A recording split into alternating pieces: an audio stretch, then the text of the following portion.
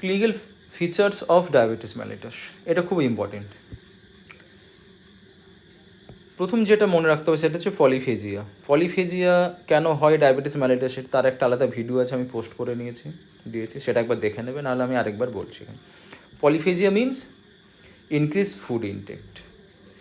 এই increase food intake is depend on feeding centre. সেই feeding centre হলো VLN or ventrolateral nucleus of thalamus. এই VLN nucleus is under control of satiety centre or VMN, ventromedial nucleus. So তাহলে আমরা বলতে পারি increase activity of VMN leads to inhibition of VLN, so it leads to decrease food intact.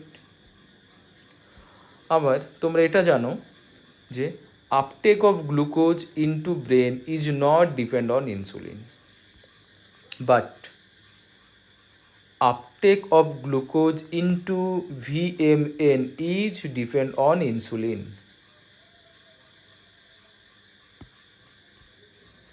এবার diabetes মেলিটাসে কী হয়, insulin লেভেলটা কমে যায়, so decrease glucose uptake into VMN, it leads to decrease inhibition of VLN, so ultimate there is increased activation of VLN and it leads to increased food intake. আরেকটা যেটা তোমাদের জানতে হয় সেটা হচ্ছে polyurea or increase urine output. কেন হয় diabetes মেলিটাসে? Diabetes মেলিটাসে যেটা হয়, প্লাজমা গ্লুকোজ লেভেলটা বেড়ে যায়। কারণ কি, ওই গ্লুকোজটা ইউটিলাইজেশন হতে পারে না, ক্লিয়ার? তার ফলে কী হয়, প্লাজমা গ্লুকোজের লেভেল বেড়ে যায়।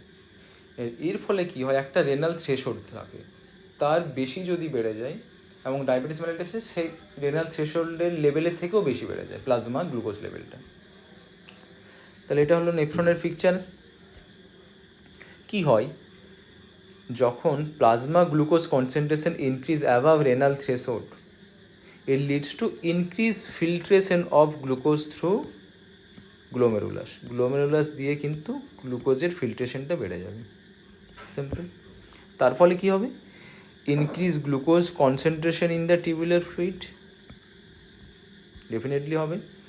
দেন it leads to osmotic diuresis, clear?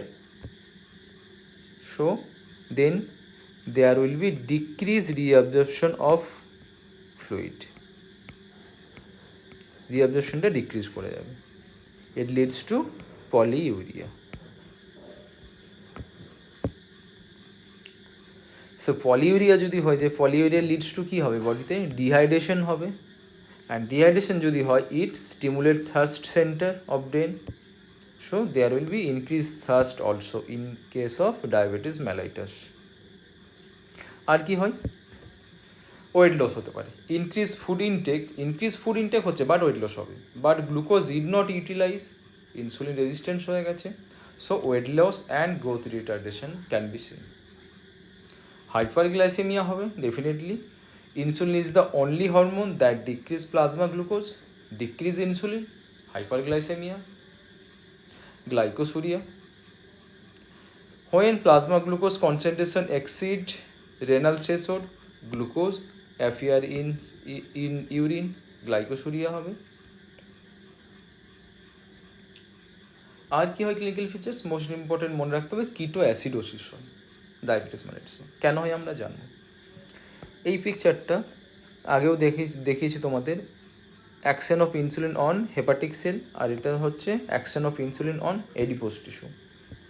কী হয় ডায়াবেটিস মেলিটাসে, নর্মালি ইনসুলিন কী করে, it prevent lipolysis, but diabetes মেলিটাসে ইনসুলিনের লেভেলটা কমে যায়, তার ফলে কী হবে, increase lipolysis in adipose tissue. এটা এডিপোস টিস্যু পিকচার, এখানে কি হচ্ছে, লাইফোলাইসিসটা বেড়ে যাচ্ছে in adipose tissue. So release of free fatty acid into plasma, ওই ফ্রি ফ্যাটি অ্যাসিড কী হয়, is taken up by liver, এখানে free fatty acid taken up by liver or hepatic cell. Then free fatty acid is oxidized through acetyl-CoA to ketone body in the mitochondria. তার ফলে কী হচ্ছে, ketone body synthesis হচ্ছে and it leads two কিটো acidosis.